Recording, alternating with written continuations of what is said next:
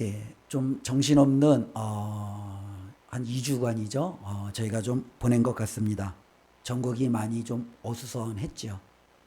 예전에는 이렇게 좀 전국이 어수선할 때 그 시위 때로는 여러 가지 자신들의 의견을 표출할 때는 상당히 좀 폭력적인 그와 같은 모습들이 많이 있었잖아요.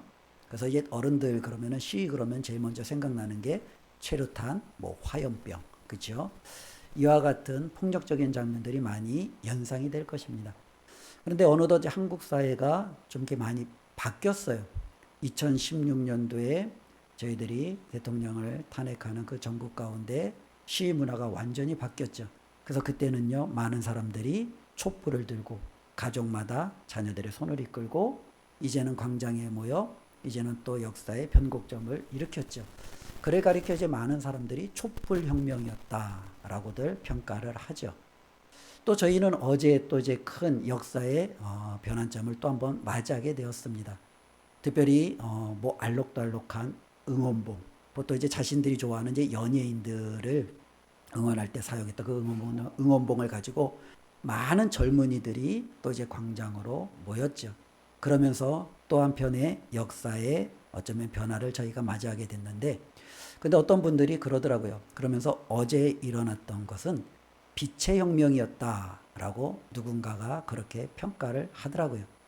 그 말을 들으면서 가슴 속에는 참 멋진 단어다라고 생각이 되어지면서 또 한편으로는 야, 저건 교회에서 먼저 가져와야 될 단어인데 그런 생각이 들더라고요.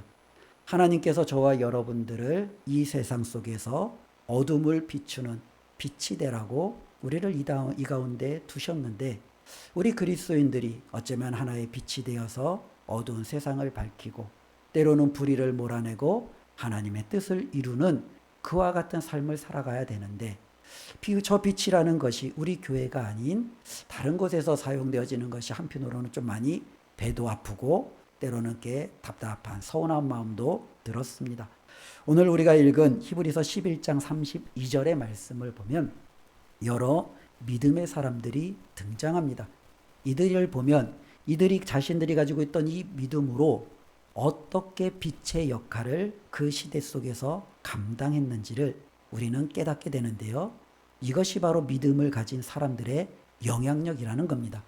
우리는 히브리서 11장을 통해서 많은 사람들을 살펴왔어요. 우리가 처음부터 봤던 뭐 아벨이라든지 에녹이라든지 노아라든지 아브라함, 사라, 때로는 이삭, 야곱, 요셉, 모세, 그렇죠? 때로는 라합에 이르기까지 많은 사람들을 살펴보았는데요. 오늘 32절에는요. 이 한 사람 한 사람을 한 절씩 한 절씩 따놓지 않고 너무너무 많다라는 거예요. 실질적으로 하나님께서 이루신 역사 가운데 이 믿음을 지켰던 사람들이 얼마나 많은지를 나열하기가 참 많은데 그 가운데 몇 명을 또 대표로 우리에게 보여주고 있습니다. 어쩌면 끊는다 보면은 사사의 이름 몇 명, 그리고 왕이었던 사람, 또한 선지자였던 사람, 이렇게 대표적인 직분을 통해서 우리에게 그 이름을 나열해주고 있죠. 오늘 본문 32절에 보면 기드온, 바락, 또한 삼손, 입다, 이 네 사람은요 사사죠. 또한 다윗이 등장하는데 이 다윗은요 왕입니다. 사무엘은 마지막 사사라고 하기도 하고 선지자라고도 하기에요. 근데 이제 다윗 다음에 사무엘과 선지자를 묶은 걸 보면 아마 선지자의 대표로서 이 사무엘을 내세우는 것 같습니다. 하나님께서 세우신 수많은 시대 가운데 사사를 통해서 왕을 통해서 선지자를 통해서 하나님의 그 백성을 통해서 어떻게 자신의 정말로 맡겨주신 그 사명을 이들이 믿음으로 잘 이루어냈는지를 우리에게 보여주고 있다는 겁니다. 저는 오늘 32절 말씀을 보면서 제가 한번 성경을 써봤어요. 예. 여기 계시는 분들도 성경을 한번 써보시기를 바랍니다. 그래서 제가 한 성경을 썼던 것은 한 6구절을 제가 한번 써봤어요. 그래서 32절을 읽었으면 32-1절, 32-2절 뭐 그렇게 나름대로 해봤는데요. 한번 우리 말씀 한번 띄워주시겠어요? 예, 저는 이렇게 한번 써봤어요. 믿음으로 기도는 보니까 계속적으로 믿음으로, 그치요? 누구는 그거를 따라가니까 저는 기도원을 따라서 이렇게 한번 달아봤죠. 믿음으로 기드온은 하나님의 명령에 따라 바알의 달을 헐고 이스라엘을 구원하였으며. 괜찮죠? 이상하지 않죠? 우리 여기 계시는 성도님도 한번 나름대로 기드온의 삶을 우리가 사사기에서 한번 비춰보며 그의 믿음이 이와 같았구나 한번 평가해보는 것도 나쁘지 않죠. 바락을 한번 볼까요? 우리 다음 한번 띄워주세요. 믿음으로 바락은 시스라와 그의 군대를 물리쳤으며. 그 다음 한번 띄워주세요. 믿음으로 삼손은 여호와의 권능을 받아 블레셋 사람들과 함께 죽는 것을 택하였으며. 그 다음 띄워주세요. 믿음으로 입다는 하나님이 주신 땅을 되찾았으며. 믿음으로 다윗은 하나님의 마음을 기쁘게 하였으며. 믿음으로 사무엘은 하나님의 말씀을 들을 수 있었으며. 저 나름대로 이렇게 한번 이들의 믿음이 어떠할까 이렇게 평가를 해본 겁니다. 어쩌면 이 가운데 등장하는 많은 사람들이 하나님이 주신 저마다의 이 믿음을 가지고 그들이 살고 있는 그 시대에 빛이 되어서 하나님이 그들에게 요구하시는 어둠을 물리치고 밝게 만들라라는 그 사명을 넉넉히 감당했다라는 것을 우리가 알 수 있죠. 그런데 우리가 한번 여기서 생각해 볼 것은 이겁니다. 많은 사람들이 이 믿음의 사람들을 바라보며 이들과 나는 좀 다르지라고 생각을 하는 거예요. 이들이야 이 정도 할 만한 자질과 능력이 어느 정도 환경과 배경이 있으니까 이게 가능했지 그들과 나하고는 달라라고 말을 합니다. 그런데 과연 정말 그러냐라는 거예요. 우리가 오늘 본문에 등장하는 말씀의 이 사람들을 보면 이들과 우리의 차이가 거의 없어요. 어쩌면 환경적으로 보면 이들이 처한 것이 훨씬 더 안 좋은 상황에 처해 있음에도 불구하고 이들은 자신들의 믿음을 지키며 하나님의 인정함을 받은 사람들이 되었다라는 겁니다. 이들이 뭔가 탁월한 능력이 있었느냐? 어떤 사람들은요, 기드온, 큰 용사요, 바락, 시스라의 군대를 물리치고 삼손, 하나님이 주신 권능, 때로는 입다, 때로는 다윗, 사무엘, 이들을 바라보면서 이들에게는 하나님이 주신 뭔가 거대한 것이 있으니까 그 사명을 감당했지 이렇게 말을 합니다. 그런데 성경을 보면 이들이 처음부터 능력을 받았던 사람들이 아니었어요. 이들은 처음부터 보면은 우리보다도 어쩌면 우리와 똑같이 굉장히 평범한 삶을 살아갔던 사람들이었어요. 기드온을 한번 보십시오. 기드온은요, 미디안 족속이 무서워서 포도주 틀에서 밀타작을 했던 우리가 흔히 말하는 겁쟁이죠. 하나님께서 그에게 나타나셔서 큰 용사여 내가 너로 하여금 이스라엘을 미디안의 손에서 구원케 하겠다라는 말씀을 들었음에도 하나님 앞에 주님 저는 그럴 만한 제목이 안 됩니다. 주님 저는 그것을 할 수 없습니다. 그러면서 뒷국무늬를 쳤던 사람이 바로 이 기드온이에요. 하나님이 그에게 계속적으로 강권적으로 말할 때도 그는 그러면 하나님 표적을 보여주세요. 증거를 보여주세요. 하나님께서 저에게 함께 하신다라는 저를 통해서 역사하시겠다라는 능력을 저에게 먼저 확인시켜 주세요. 그러면서 우리가 잘 아는 이 양털 손뭉치를 그치요? 그 마당에 뒀고 마당만 쳤고 때로는 이제 마당은 안 줬고 솜털만 쳤고 이런 하나님 앞에 기적을 하면서 자신이 얼마나 하나님 앞에 믿음이 없는 자인지를 드러내 보였던 사람이 기드온이죠. 바락은요, 드보라라는 여선지자와 함께 사사시대에 활동했던 하나님의 사사입니다. 그런데 이 드보라가 바로 이 시스라와 그의 그 병거를 이 바락의 손에 붙였다. 너는 다가서 하나님의 명령대로 그 땅을 취하고 때론 그 전쟁에서 승리하라 라고 말을 해요. 근데 바락이 뭐라고 합니까? 싫습니다. 당신이 나와 함께 가지 않으면 나는 정말로 저들과 붙어서 이길 자신이 없습니다. 바락도 보면 굉장한 겁쟁이죠. 어쩌면 군대 장관임에도 불구하고 그 가운데 전쟁에서 하나님이 주시는 그 승리에 대한 확신, 때로는 이 믿음이 그가 갖고 있었느냐? 갖고 있지 않아요. 그는요, 누군가에게 끊임없이 기대고 의지하고 그것이 그의 삶 가운데 너무나도 붙어 있었던 연약한 모습을 우리에게 보여줍니다. 삼손은 어떻습니까? 삼손이 처음부터 나시린이니까 대단하다고 생각하기지는 모르겠지만 대단한 능력을 주니까 그는 어떻게 해요? 이방 여인에게 달려가죠. 그는 어떻게 해요? 자신의 힘을 가지고 하나님의 뜻대로 사용하는 게 아니라 자기가 원하는 대로 사용하잖아요. 먹지 말라고 하는 부정한 것을 먹고, 때로는 하나님께서 정말로 그를 통해서 이루시고자 하는 것보다는 자신이 마음대로 힘을 발휘하며 자신의 뜻대로 행하는, 결국에는요 그 모든 힘을 다 잃고 머리를 빡빡 밀리우고 블레셋의 포로가, 때로는 종이 되어지는 비굴함에 처하게 되는 그의 생애를 바라봅니다. 그가 정말로 하나님 앞에 인정을 받았을 때는 언제예요? 마지막 때 하나님 앞에 그가 정말로 부르짖으며 그의 마지막 삶을 하나님 앞에 온전히 드렸던 그 순간 아니겠습니까? 삼손을 보더라도 얼마나 연약한지 모르겠습니다. 입다를 보면은요, 입다의 신분은 굉장히 비참합니다. 창녀가 낳은 아들이었고요. 그렇기 때문에 배달은 다른 형제들에게 대해서 쫓겨났어요. 그는 굉장히 마음의 상처와 때로는 동족에 대한 아픔을 가지고 살아갈 수밖에 없었습니다. 하나님의 말씀에 따라 전쟁에서 승리할 것을 알았지만 그럼에도 그 답답한 마음을 또 한편 해결하고자 내가 전쟁에서 승리하고 돌아오면 나를 처음으로 맞이하는 어떤 사람이든 하나님 앞에 내가 번제로 드리겠다라는, 어쩌면 말도 안 되는 서원을 함으로 자신의 딸을 번제로 드리는, 어쩌면 굉장히 비극적인 삶을 맞이하게 되는, 자신의 감정과 때로는 주체하지 못하는 여러 가지 의심으로 때로는 그의 연약함을 우리는 성경을 통해서 바라보게 됩니다. 다윗이 하나님의 마음에 합한 자라고요. 다윗의 일생을 바라보면 하나님의 마음에 합하기보다는 하나님 앞에 책망을 받아도 너무나도 싼 사람이죠. 밧세바를 취하죠. 우리아를 죽이죠. 자녀들은요 정말로 삐뚤어져서 그의 가정은요 완전히 무너져 내리죠. 그의 생이 하나님 앞에 잘한 부분들도 상당히 많지만 그것과 더욱더 방불케 한 엄청난 많은 생애는 하나님 앞에 죄송스럽고 부끄러운 삶을 살았던 사람이 이 다윗이었습니다. 그나마 저는 사무엘을 보니까 조금 사무엘은 낫더라고요. 어렸을 때부터 하나님의 성전에서 말씀을 듣고 자랐지요. 근데 이 사무엘도요 노년에 보니까 그의 두 아들을 사사로 세웠는데 이 두 아들이 망난이에요. 그러다 보니까 이스라엘 백성들이 이 사무엘의 아들들 때문에 우리에게도 왕을 달라라고 하는 그러한 어쩌면 계기가 됩니다. 그들이 아버지하고는 전혀 다르게 잘못된 그들의 권력을 정말로 휘두르는 망나니와 같은 잘못된 길을 살아가는 거죠.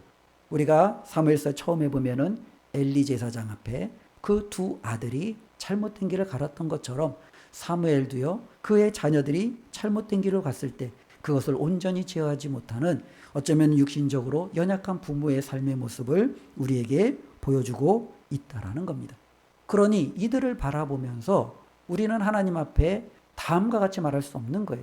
하나님, 저는 연약합니다. 부족합니다. 가진 게 없습니다. 아무것도 없습니다. 그래서 하나님 저는 할 수가 없어요. 라고 말할 수 없는 거예요. 겁장이도 하나님이 들어 쓰시는 거예요. 살인자도 하나님이 들어 쓰시는 거예요. 때로는요 부하들의 아내를 취한, 어쩌면은 말도 안 되는 그 권력으로 휘둘렀던 사람도 하나님이 들어 쓰시는 거예요. 다른 사람을 의지하고 자기 혼자 스스로 설 수 없는 사람도 하나님은 들어 쓰시는 거예요. 어떻게 그들이 이렇게 바뀌는 삶을 살아갈 수 있겠습니까? 히브리서는 우리에게 말하고 있는 거예요. 믿음으로 가능하다라는 거예요. 믿음은요 사람을 이렇게 바꿔놓는다라는 겁니다. 믿음은요 하나님 앞에 우리의 모든 연약함을 강함으로, 우리의 무너진, 어쩌면은 실패할 수밖에 없는, 좌절할 수밖에 없는 그 환경에서 우리를 일으키는 능력으로 이 믿음은요 우리 가운데 주어진다라는 거예요. 그래서 이 믿음이 얼마나 크고 놀라운지를 성경은 우리에게 계속적으로 말씀해 주고 있다라는 거예요. 우리 끊임없이 살펴보잖아요. 히브리서 말씀만 보더라도 이 믿음의 사람들이 얼마나 큰 하나님과 더불어 큰 일들을 이루었는지 복음서에서도 우리는 살펴보잖아요. 믿음으로 예수 그리스도 앞에 나갔던 사람들에게 얼마나 하나님의 놀라운 기적과 표적의 역사가 나타났는지를, 믿음으로 살아갔던 사람들에게 하나님께서 장차 그들을 위하여 예배해 두신 놀라운 영광이 얼마나 크고 놀라운지를 성경은 우리에게 말씀해 주고 있잖아요. 이것이 바로 믿음입니다. 그리고 이 믿음은 우리의 환경 때문에 나는 이 믿음대로 살 수 없습니다라고 핑계대지 못한다라는 거예요. 이들도 여전히 이렇게 비천하고 때로는 연약하고 아무 내세울 곳 없는 그 상황 속에서 자신의 믿음을 드러냈다라는 겁니다. 우리 성도님들도 이 상황을 바라보며 나의 연약함을 보는 것이 아니라, 나의 부족함을 바라보는 것이 아니라 믿음을 바라보며 하나님 앞에 굳건히 서는 은혜가 있기를 주님의 이름으로 축원을 드립니다. 또 한편으로는요, 이들을 바라보면서 우리가 환경도 탓할 수가 없어요. 어떤 사람들은 환경이 중요하다라고 얘기하죠. 야, 영적으로 부흥하려면 때를 잘 만나야 돼. 영적으로 우리가 잘 되려면은 분위기, 때로는 환경도 우리 시기에 딱딱 잘 맞아 떨어져야 돼. 라고 말하는지 모르겠습니다. 그런데 이들이 하나님 앞에 믿음으로 살아서 승리했던 그때를 보면 영적으로 가장 어두웠던 때예요. 이들을 보면 사사시대잖아요. 사사시대는요, 가장 어두운 때예요. 사사기 21장 25절 말씀에 보면 사사시대를 다음과 같이 정의를 내려주고 있습니다. 우리 같이 함께 읽습니다. 21장 25절. 안 넣었나 보네요. 제가 읽어드릴게요. 그때 이스라엘 왕이 없으므로 사람이 각기 자기의 소견에 옳은 대로 행하였더라. 우리 많이 들었던 말씀이죠. 사사시대를 한마디로 정의 내린다면 왕이 없으므로 사람들이 자기 마음대로 행한 시대가 사사시대라는 거예요. 바로 이와 같이 자기의 마음대로 행했던 그 시대에 이들은 하나님 앞에 부름을 받은 거죠. 때로는 왕의 시대는 좀 다른가요? 그렇지 않죠. 다윗이 왕이 되었을 때만 해도 사울이 나라를 완전히 망가뜨렸어요. 사울이 제사장들을 잡아다 다 죽였어요. 사울이 정말로 하나님의 말씀을 들을 때에도 제사장이 없으니까 어떻게 해요? 신접한 여인을 찾아가면서 하나님의 말씀을 들으려고 했어요. 때로는요, 그는요, 악령에 사로잡혔던 왕이에요. 그와 같은 사울의 통치 이후에 그가 죽자 이제는 이스라엘은요, 분열이 돼버리죠. 나라가 쪼개집니다. 어쩌면 우리가 말하는 상잔의 그 비극을 이들은 겪게 되는 정치적으로, 영적으로 어마어마한 침체기에 바로 이 다윗이 왕이 된 거죠. 그 시기에 다윗은 하나님 앞에 부름받은 사명을 감당하는 자로 세움받은 거예요. 사무엘뿐만 아니라 선지자들의 시대를 바라보십시오. 사무엘이 선지자가 되었을 때는 하나님의 말씀이 희귀하대요. 하나님의 말씀을 듣는 자들이 없는 거예요. 찾는 자들이 없는 거예요. 선지자들이 활동했던 모든 시대에는요, 사람들이 하나님을 찾는 게 아니라 바알과 아세라를 찾았고 수많은 자신들의 이방의 신들을 추구했지 하나님께 나오는 자들이 없었던 시대예요. 그때 바로 선지자들이 하나님 앞에 부름받았다라는 거죠. 그러니 우리가 하나님 앞에 믿음으로 살 때 하나님, 시대가 악해요. 하나님, 제가 할 수 있는 것이 아무것도 없어요. 환경이 이런데 제가 무엇 할 수 있겠습니까? 우리가 하나님 앞에 그렇게 하소연할 하등 이유가 될 수 없다라는 겁니다.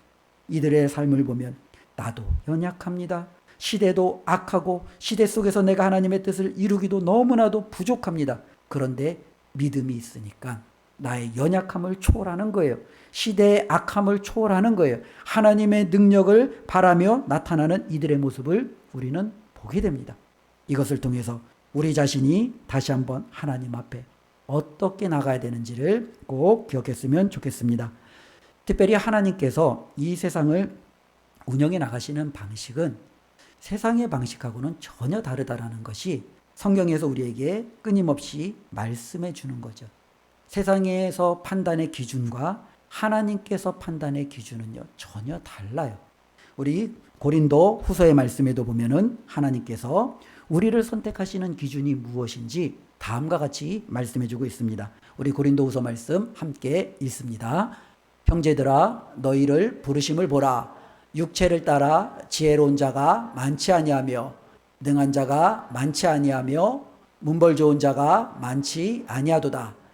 그러나 하나님께서 세상에 미련한 것들을 택하사 지혜 있는 자들을 부끄럽게 하려 하시고 세상에 약한 것들을 택하사 강한 것들을 부끄럽게 하려 하시며 하나님께서 세상에 천한 것들과 멸시받는 것들과 없는 것들을 택하사 있는 것들을 폐하려 하시나니. 아멘. 고린도전서의 말씀이에요. 여기서 하나님께서 택하시는 기준에 대해서 말씀하고 있어요. 세상에서 택하는 기준은요, 육체적으로 괜찮은 혈통의 집안, 때로는요, 지혜로운 많은 문벌, 학벌을 가진 사람, 능력을 가진 사람, 남들 앞에서 정말로 자신 있게 내어놓을 수 있는 뭔가 업적을 가진 사람, 이와 같은 사람을 세상은 선택하잖아요. 그런데 하나님은요, 어떠한 사람을 선택한대요?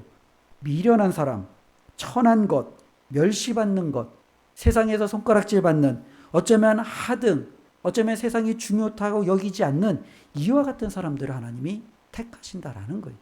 오늘 말씀을 보면 바로 그래요. 기드온 겁장이에요. 세상은 겁장이를 자신의 지도자로 세우지 않아요. 근데 하나님은 가장 겁장이를 이스라엘의 지도자로 세워요. 바락도 겁장이잖아요. 때로는요, 입다를 보십시오. 기생의 아들이에요. 어쩌면은 혈통적으로 이스라엘 가운데 굉장히 내세울 것이 아무것도 없는 버림받은 사람이에요. 근데 하나님은요, 그 입다를 데려다가 사용하시잖아요. 다윗은요, 양치기에 불과해요. 아무런 그에게는 권력 기반이 없어요. 근데 하나님은 그 다윗을 데려다가 하나님의 사람으로 세우시잖아요. 하나님께서 세우시는 것은요, 바로 이와 같다라는 겁니다. 하나님은 결코 우리에게 너가 무슨 능력이 있느냐, 너는 어떠한 자질을 가지고 있느냐, 너에게 있는 탁월함은 무엇이냐, 하나님은 그걸 보지 않아요. 저와 여러분들이 약함을 보시고, 그래, 그 약함 내가 강함으로 채워줄게. 너의 그 부족함 내가 풍성함으로 채워줄게. 걱정하지 마. 그리고 하나님께서 저와 여러분을 통해서 일하신다라는 겁니다. 우리가 잘 부르는 찬양 가운데 약할 때 강함 대신에 라는 찬양이 있잖아요. 하나님은 바로 그와 같다라는 거예요. 우리가 약할 때 하나님이 강함이 되시고, 우리가 쓰러질 때 하나님께서 저와 여러분들을 세워주시고 우리의 빈잔을 채워주시는 그 하나님을 우리는 기억하며 살아가야 된다라는 겁니다. 그래서 바울은요, 고린도 후서 12장 10절에 다음과 같이 고백합니다. 우리 함께 읽습니다. 그러므로 내가 그리스도를 위하여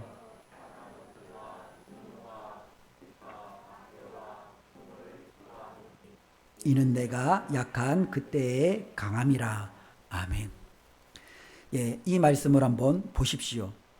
약한 것을 기뻐하는 사람이 누가 있겠습니까?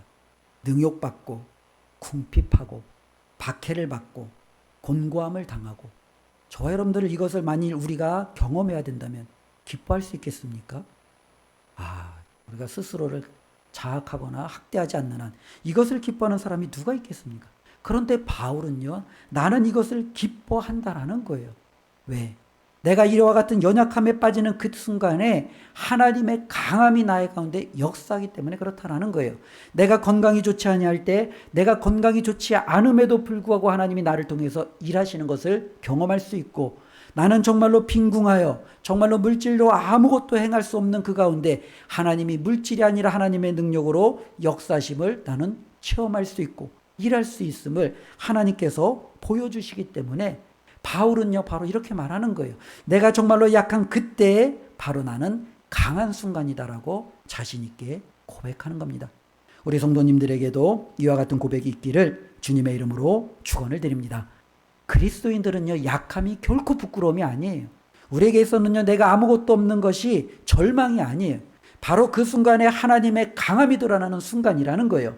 저와 여러분들이 무엇만 있다면요, 믿음만 있다면요. 믿음만 있다면 바로 그 순간에 하나님의 역사가 우리를 통해서 이루어지게 될 줄로 믿습니다. 그래서 히브리서는요, 우리에게 다시 한번 말하는 거예요. 저와 여러분들이 이 믿음의 사람들을 바라보며 이들에게 없는 것들이 어떻게 하나님의 놀라운 은혜로 채워졌는지 바로 그 열쇠가 믿음에 있었다라는 것을 우리에게 강조해주고 있습니다. 우리가 믿음으로 우리의 약함 가운데 하나님의 강함이 드러나시기를 다시 한번 주님의 이름으로 축원드립니다. 또 한편으로 우리가 말씀드렸던 것처럼 환경이 좋지 않은 것도 결코 핑계되지 않는다라는 거예요. 사사시대도 그렇고 사울이 죽은 이후에 왕이 되었던 다윗의 때나 사무엘과 같은 선지자들이 정말로 하나님의 말씀을 받아 선포했던 그때나 실질적으로 하나님 앞에 믿음으로 인정받았던 이 시대의 사람들은요, 환경이 전혀 좋지 않았어요. 노아 시대가 환경이 좋았나요? 아니잖아요. 하나님이 뭐라고 말해요? 모든 사람이 태어날 때부터 악함을 보시잖아요.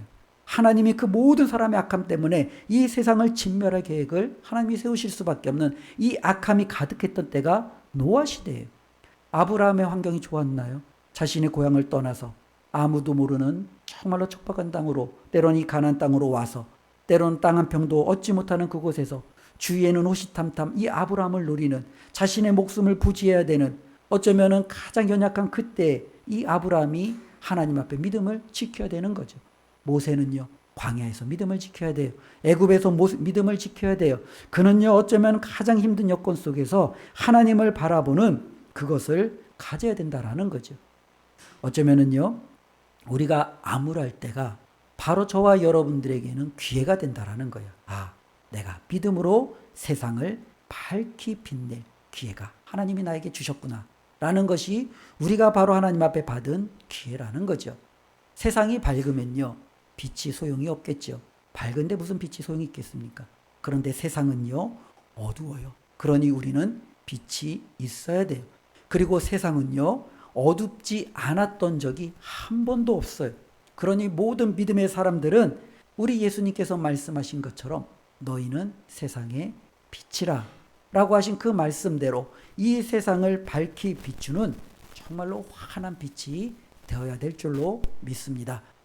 저는 목회자로서 또 이렇게 하나님 앞에 같이 신앙생활하면서 부끄러울 때가 참 많이 있지요. 저 역시도 그렇게 제대로 살아내지 못하고 때로는 빛의 역할을 잘 감당하는 경우들도 부족한 제 자신을 바라보면서 조금 더 자기 자신을 하나님 앞에 온전히 서야 되지 않을까라는 생각을 할 때가 많이 있습니다. 그러다가 또 문득 어떤 그런 것들을 많이 느끼냐면 특히 TV들을 보면 그런 생각들이 좀 많이 들어요. 요즘에 우리 젊은이들이 좋아하는 드라마 중에 하나가 열혈사제라는 드라마가 있어요. 보고 계시나요?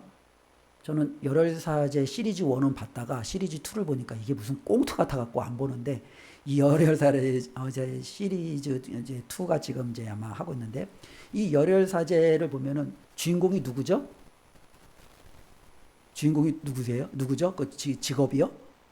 예, 신부님이에요. 그죠? 신부님이 그 신부복을 이렇게 뭐죠? 그 롱코트라고 그러네요. 롱코트 같은 신부복을 딱 입고 이제 주인공으로 나타나는데 굉장히 괴짜인데요. 괴짜지만 불의를 향하여 참지 아니하는, 그렇죠? 불의를 물리치는. 그래서 거기에 보면은요, 그 도시의 모든 불의와 맞서 싸우는 정의로운 신부로 등장을 합니다. 근데 제가 그걸 보면서 저기는 목사가 열혈사제처럼 이렇게 정의로 등장하는 드라마를 떠올리는데 생각이 안 나요. 혹시 생각이 나나요? 신부님들이 사회 부조리와 정의를 위해서 싸우는 그와 같은 장면과 때로는 그와 같은 모습은 드라마나 영화나 때로는 뉴스를 통해서 참 많이 나타나는데 목사님들이 드라마에서 불의를 위해서 싸우고 때로는 정말로 사회 부조리를 위해서 정말 협파하는 이와 같은 모습을 나타나는 모습이 잘 떠오르지 않는 거예요. 부끄럽더라고요. 때로는 그것이 왜 부끄러우냐? 사회가 우리를 바라보는 시선이라는 거예요. 사회는요, 천주교를 우리는 욕하고 이단이다라고 얘기하고 부정하지만 그래도 그들은 불의해서 항거하는 그와 같은 모습을 그들은 그 공동체를 통해서 지켜보지만 교회를 바라보면서는 그와 같은 모습을 보지 않는다라는 거예요. 교회는요, 너무너무 부조리한 모습으로 너무나도 사회의 어쩌면 불법과 어쩌면 이 교회는요, 그것이 하나 되어서 가는 모습으로 여전히 많은 사람들이 보고 있다라는 거예요. 근데 역사적으로 그것이 사실이에요. 누누이 말씀드리지만 한국교회, 우리가 선교사님들을 통해서 복음의 빛을, 그리고 정말로 이 한국교회 수많은 개혁과 아름다움을 이룬 것도 사실이에요. 그러나 그 이후에 한국교회가 보여줬던 발자취는요, 부끄러움이에요. 우리는 세상 속에서 말할 수 없는 부끄러움을 보여줬어요. 일제시대 때 우리는 한국교회가 앞장서서 신사참배를 이루었던 데가 바로 우리 교단이고 한국의 수많은 교회들이에요. 우리가 신사참배는 당연히 정당하다라고 외쳤던 교회들이 지금의 우리의 한국교회의 현실이죠. 군사정권이 들었을 때 군사정권과 함께 정말로 하나가 되어서 나아갔던 교회가 한국교회예요.